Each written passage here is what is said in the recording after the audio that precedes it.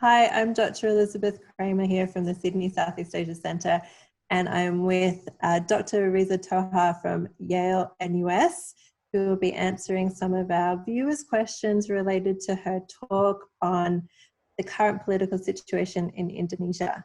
Now, if you haven't had a chance to watch Risa's video yet, you can head over to the Sydney Southeast Asia Centre Facebook page or our YouTube channel to view it there if you want to get caught up before you hear Risa's answers to these questions.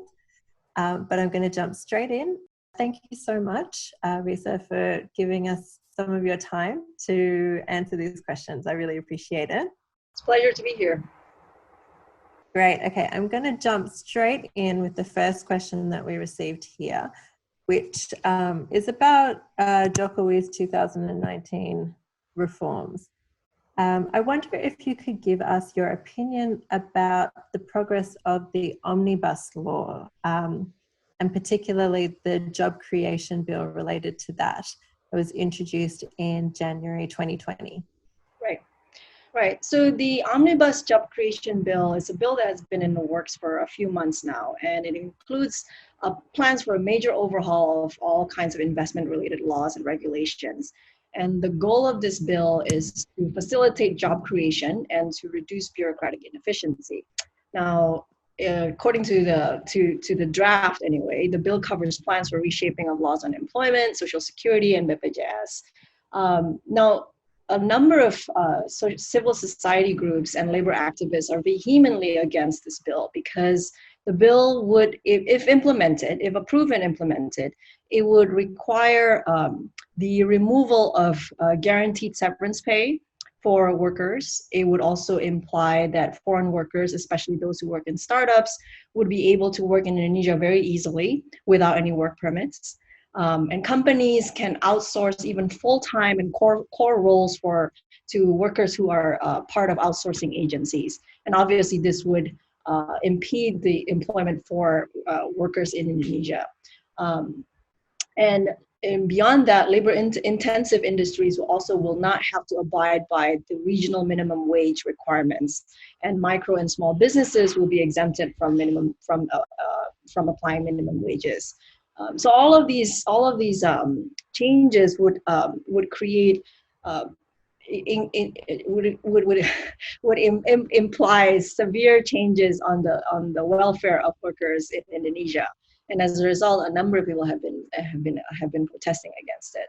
Now, in the past few months, there have been massive protests against this bill in Jakarta, and criticisms have been parlayed by activists affiliated with various leaders from various parties. And there have been increasing demands that the labor provisions on this bill to be dropped and scrapped entirely. The hearing session was actually scheduled to begin in April, and because of the mounting pressures by civil society groups, Jokowi actually decided to delay deliberation on labor issues until the COVID-19 situation dissipated. So it seems that the government is somewhat responsive to demands from the masses and civil society forces. Whether or not these accommodations are sufficient to appease these demands remains to be seen. I mean, some people have said that it's not enough to just delay deliberations. They insist on actually getting these provisions dropped entirely. I think it's too early to tell at this point whether or not the government will actually go that far to respond to these demands. Chances are, because Jokowi controls quite a number of the representatives in the parliament, major ticket items will likely be deliberated as the government desires and will likely pass. Okay, thank you. I've got a somewhat related question here. The questioner asks, will the joining of the opposition camp have a good impact on the government system for the next 5 years? And could you please explain in a little bit more detail what that would look like? Right.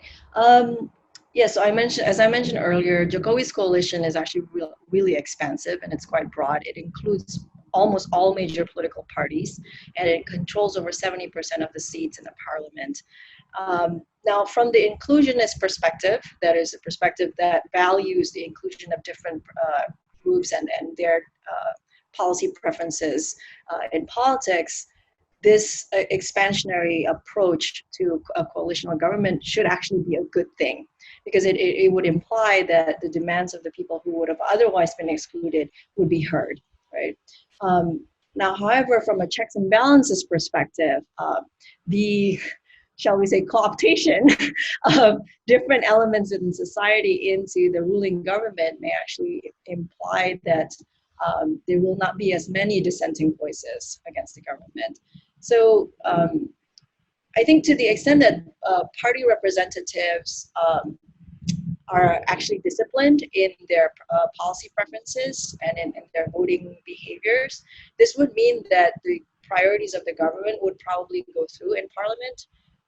However, to the extent that Jokowi continues to be responsive to extra party demands and informal channels of criticisms and mobilizations, the control of 70% of seats in the parliament may not necessarily imply that the government will just accommodate everything that the party representatives would ask for. Okay, my next question here, there's quite a lot of interest in the regional responses and the individual country responses to the COVID-19 pandemic, which is happening at the moment. So my first question that I've got here related to that reads, with the rise of racism towards the Asian community globally and underlying anti-Chinese sentiments within Indonesia, how is the government or the Indonesian community at least responding to try and curb a mob mentality that COVID-19 is caused by China, which could, if left unchecked, really fuel violence towards Chinese-Indonesians? Right. Now, this is a serious issue, Liz, because as you rightly pointed out, there's been a latent and historically durable anti-Chinese sentiment in Indonesia. It has repeatedly manifested itself in forms of violence throughout Indonesia's history. And it is not an exaggeration that some people would worry about a renewed outburst of violence against the ethnic Chinese Indonesians. Now, according to a report that I read recently by the Institute for Policy Analysis of Conflict, IPAC, there has been an intensified anti-Chinese rhetoric in extremist social media sites. However, it seems that these intensification of rhetoric against the Chinese communities in Indonesia have not yet been matched with renewed plots against Chinese targets since COVID-19. In fact, the report actually stated that the pandemic at the moment seems to imply that there's been a drop in terrorist activities. Apparently, terrorists are also scared of COVID-19. So hopefully this continues to be the case. Amongst ordinary Indonesians, there have always been worries about, I guess, just expressions of anti-Chinese sentiments among ordinary people. And to the best of my knowledge, the government seems to have not taken any concrete steps to address this problem. Within the community, there's been many op-ed pieces written calling for action on the part of the government to prevent the spread of misinformation about COVID-19 and also to publicly call out anti-Chinese behavior and rhetoric. But at least as far as I could see from here in Singapore, there hasn't seemed to be any concrete actions taken by the government to stem this.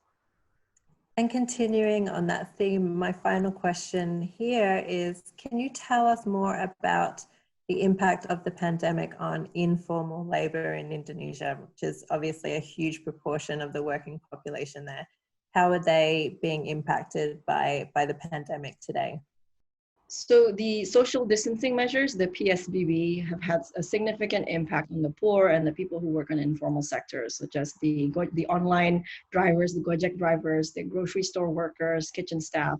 The people for whom not going to work a single day would imply not receiving that day's pay.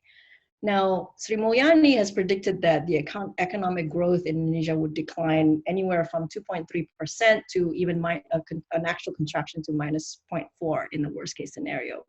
Now, for the country's informal sector, this would mean severe job losses and loss of income. The informal sector, at least according to BPS data that I could find, actually employed 55 million people last year. Now, so far, up to 1.2 million workers in both the formal and informal sectors have been told to stay home or have been laid off. This is according to the Manpower Ministry in April. Now, maybe 5 million or so more workers may actually lose their jobs. The government, anticipating these massive losses, has set aside a stimulus package of about $25 billion. But the stimulus package is supposed to cover a broad range of COVID-19 efforts, from protection of health workers, upgrading of hospitals, and increasing food aids and unemployment benefits. Now, whether or not these $25 billion will eventually actually trickle down to the people who are employed in the informal economy, I'm not quite optimistic. Just because the priorities seem to have been healthcare as it should, and then businesses, and then at the very, very bottom, if at all, then the people who are receiving food aid and unemployment. Okay, thank you so much, Risa. That was my last question for you. Again, really appreciate you taking the time to give us a little bit more information on some of these issues. No, thank you so much for having me. Thanks for hosting all of this online. It's a pity that we cannot have this in person. Yeah, I know, but hopefully next year we'll be back on track. And to our viewers, if you want to watch Risa's video, again, you can head over to the Sydney Southeast Asia Centre's Facebook page or our YouTube channel, and there you will also find country updates for the other countries that we focused on this year in 2020. So we've got updates on the Philippines, Malaysia, Myanmar, Laos, and Vietnam. They're waiting for you as well, so do check them out.